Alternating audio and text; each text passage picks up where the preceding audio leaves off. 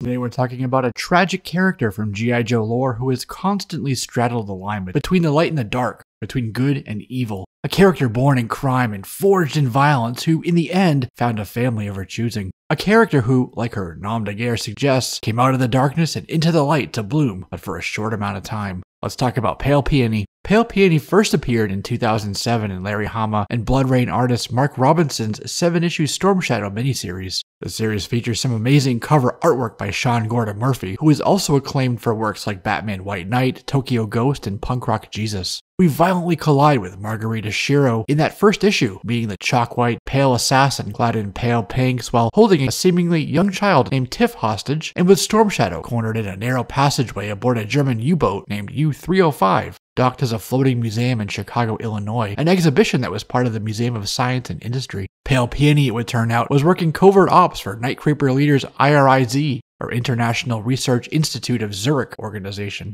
A broker named Jill Scrobe had put them in touch with a Russian who went by the name of the Client, later the Oligarch, to recover a mysterious object known as Morning Light. She wanted Tommy's sword, the legendary sword named Morning Light, though she still didn't know what Morning Light was. Her henchmen wanted to tase him and forcibly recover the sword, but he held his ground. These henchmen were also former Night Creepers, just like their leader. They came at Storm Shadow with chain sickles, 9mm handguns, and shotguns, while Shiro took off with the girl. Swords are an important part of Arashikage history and heritage. Forged by the legendary master swordsmith Onihashi ages ago, the katana named Morning Light is one that is deeply revered and respected in the Arashikage clan. Only those worthy enough, the few who are honorable enough, may wield it. There's another sword, a sister to this blade, named Evening Light. In 1985, during the Sunbow animated series, Storm Shadow traveled to the United Kingdom and ended up with King Arthur's sword Excalibur. And in Valor vs. Venom, Storm Shadow gives Kamakura a sword named Tatsuwashi. In other words, named swords are very much a part of the G.I. Joe story. Pale Peony managed to escape with her prisoner just before law enforcement showed up at the floating museum. She then took her to a hideout and called into her handler, who was the one who gave her the job on behalf of the client. That's when Pale Peony learned that Storm Shadow broke out of Cook County Jail after Chicago PD had taken him into custody.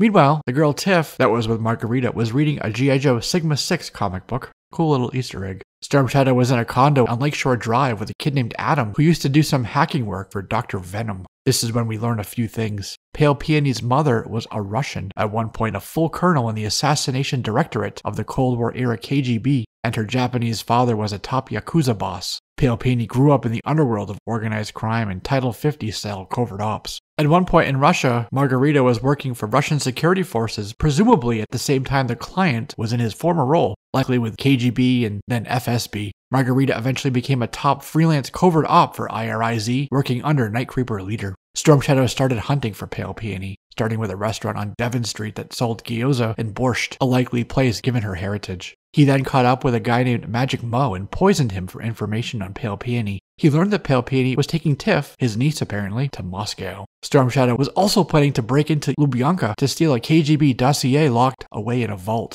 a file that could incriminate the client. Night Creeper leader and Pale Peony had to pivot their own strategy to counter Storm Shadow's moves. To do so, they left Tiff in the care of two ex-Spetsnaz commandos named Boris and Igor. In Dzerzhinsky Square, outside of Lubyanka, and amid a sea of Spetsnaz and border guards, Pale Peony linked up with Captain Bulgakov, whom you may remember from G.I. Joe Special Missions Issue 1, where he was the captain of the Russian Navy's Udaloy vessel, which was underway in the Baltic Sea. Jilf had him personally escort Shiro through security. They inadvertently led Storm Shadow right into the secure room where the file was held, with Storm Shadow dressed as part of a Spetsnaz fire team before taking them down and exfiltrating. A hit team took out Boris and Igor, and so Pale Peony said she would take Tiff to Tokyo with her, hoping that would draw Storm Shadow out of the shadows. Pale Peony and some Yakuza foot soldiers captured Storm Shadow, strung him upside down, and tortured him right in front of Tiff. She cried and told Margarita that if they let him go, she'd say where Morning Light was. That was the opening Storm Shadow needed to escape from the Yakuza. On a riverfront in Azabu, Japan, Kondo, the Oyabun or Yakuza boss, Margarita's grandfather it turns out, realized she was trying to keep Morning Light for herself, and he, quite literally, shot the messenger. He would later task Pale Peony's nephew with hunting her down to recover the mystical blade.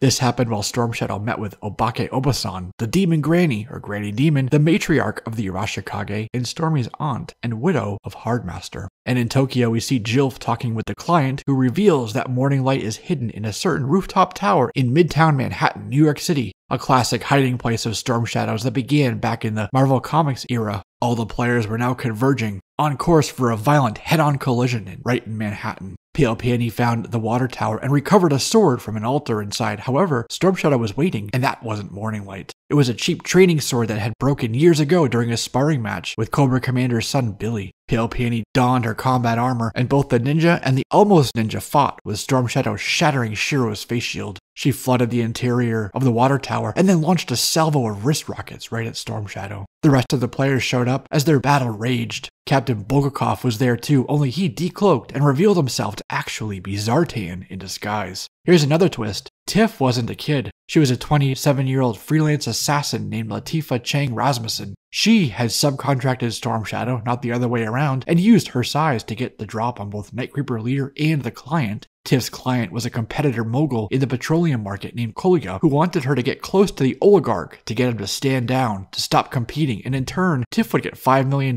with 20% going to Storm Shadow's Arashikage. There was a Morning Light sword in a nearby museum that everybody believed to be a copy. A copy, yes, but one that had also been forged by Master Onihashi, making it incredibly valuable. Except what nobody knew was that Storm Shadow had switched them, so the copy was the real thing, and the one he was using in the fight with Pale Peony and Zartan was the copy. Storm Shadow revealed the kanji for forgiveness on the blade, and with that in mind, he presented Zartan with the sword as a gift. He then left for noodles with Pale Peony and her nephew. At the East Village noodle shop, Shiro told her nephew that he wasn't going to bring a sword back to the Yakuza boss, but he was going to work with her to take over the whole clan. Storm Shadow would get Demon Granny to talk with Kondo while they spread word that Zartan had the real Morning Light. And with that, a new plot was afoot. Shiro's first appearance in Hama's A Real American Hero continuity was in issue 181. In the letters page of issue 212, Larry Hama responded to a writer by saying that in his mind, DDP or Devil's Due Publishing, Storm Shadow, Declassified, A Real American Hero, and Special Missions all coexist in the same space-time continuum. So issue 181 came at a time when the Blue Ninjas were rising up and the G.I. Joe team were tracking down a Krytron nuclear trigger device, while people like Destro and Darklon were working against their efforts. In tracking the device, Snake Eyes fought with the carrier of the device at Comic-Con, a female who was using esoteric techniques used by certain Yakuza clans, Pale Peony. Here she was looking noticeably different than her Storm Shadow miniseries appearances. Snake Eyes was held by Scarlet and Stalker here. At this time, the G.I. Joe team still didn't know anything about this mystery operative except that intel had gotten live in the field. That is until Mainframe got a look at her face when she removed her helmet outside as she got into a van with some Blue Ninja operatives. Margarita Shiro, a Yakuza princess whose dad was big in Osaka gangs and her mom connected to Russian mafia, similar to the DDP story. Duke said this ratcheted her up on the threat level matrix. Later, Pale Peony was captured by Blue Shadows and then rescued by Zarana and Roadpig. They had to wait for the Joes to build a replica of the Krytron, which they'd use later as a Trojan horse of sorts, but Duke was aware of that and allowed for the rescue of Darklon to occur so they could track him. It was all a tight, interwoven puzzle of a story. Later, we see Zartan talking with Cobra Commander on the Broca Beach boardwalk. He's now worried about Roadpig, Zarana, and Pale Peony going rogue with Darklon. But that didn't last long. At an empty house in San Diego, Zarana and Roadpig double-crossed Pale Peony and strung her upside down from the ceiling. She went from co-conspirator to captive. Roadpig said she was redundant. He was about to crush her head with a weapon, but she broke free and kicked her way to freedom, calling Zarana a pink-haired, trash-talking bimbo reject. She told them her story, just so that they would know who they were dealing with. The daughter of a Yakuza boss and Russian mafia enforcer who'd spent the last year studying swordsmanship with Demon Granny. She was sent there for training by Storm Shadow, the bridge of where we left her off in Devil's Due to this story. So instead of fighting, she convinced them to go for the stealth merger over the hostile takeover of Darklon's organization, as it would be much cheaper that way. They ended up linking up with Zartan at a Darklonian warehouse on the docks in San Diego, now plotting on how to get to the former emirate of Benzine. Dusty, Tunnel Rat, and Airtight were doing recon of one of the Emir of Benzine's palaces from inside a Humvee when Destro and Baroness appeared for a meeting with the Emir. Roadpig, Zarana, Zartan, and Pale Peony just happened to be at a restaurant across the street, so you can see where this is going. Darklon was meeting with the Emir's replacement, Colonel Faroud, to buy the stolen Krytron device, which would upset the balance of power to destabilizing levels in the Middle East. Destro was there to recover his stolen Mars property. Dusty and Airtight were captured by local forces, and Tunnel Rat was then picked up by the Pale Peony trio. Pale Peony's flying sidekick to the back of Tunnel Rat's dome was what took him down. Scarlet, back at the pit, was watching from the command center with Duke in the team and didn't recognize Pale Peony from the Comic-Con footage. She looked quite different from last time. General Hawk and Duke put together an extraction team to be inserted with Ghost Rider's X-19 Bravo to then rescue the captured team with Wild Bill and Lifeline on standby with the Tomahawk.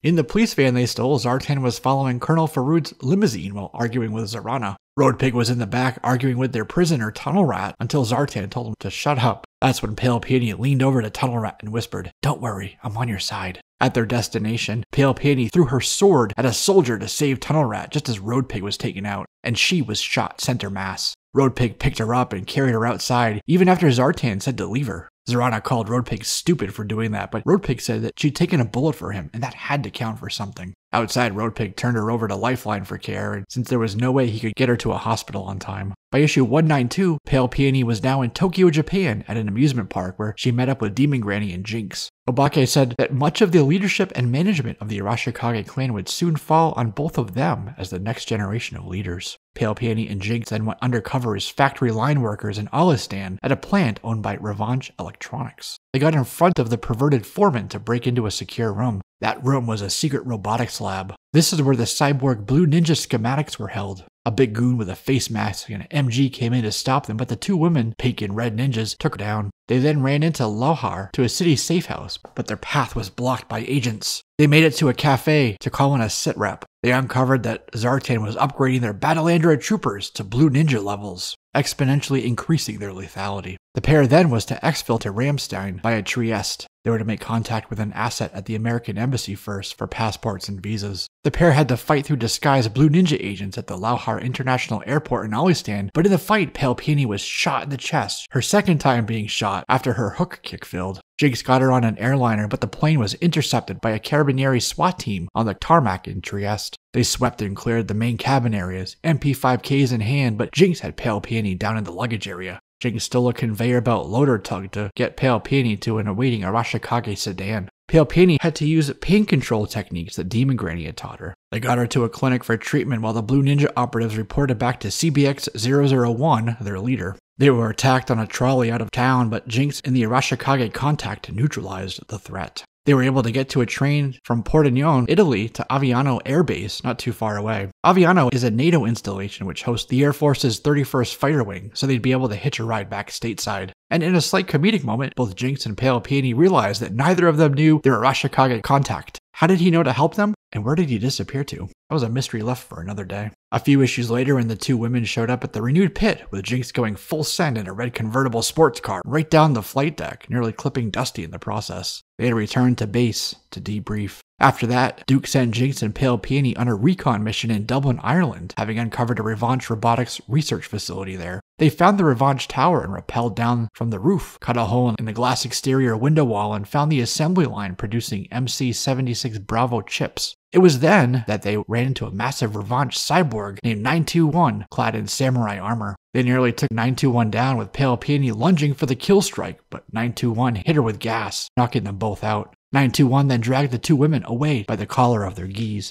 921 said the RNA teams would deconstruct them. This was in issue 206, by the way, with an A cover that finally featured Pale Peony. They were both put into wooden boxes and loaded onto a flatbed truck by a Revanche agent named Marjorie Lightfoot. Luckily, the building, the agents, and the whole operation were under intense joint agency surveillance. A local agent, along with Snake Eyes and Scarlet, were on the scene as well. She knew the truck was being trailed, so Marjorie stopped on a bridge which was in both boxes fell into the river, and it took Jinx, Scarlet, and Snake Eyes to break Pale Peony out of her submerged box, and they broke the surface just before Shiro ran out of oxygen. Not missing a beat, the foursome commandeered a Guinness beer truck to continue their pursuit. Pale Peony jumped from the truck into the cab with Marjorie and got her into a headlock, just as both trucks slammed into a stone wall. Marjorie, also a Revanche cyborg, activated her self-destruct and vaporized, taking out Pale Peony with her. All that remained was a tattered, smoldering pile of clothes and a distraught Jinx, who'd recently become friends with her new battle buddy. Jinx and Scarlet then ascended the wall of the Revanche building, assaulting the complex to complete their mission.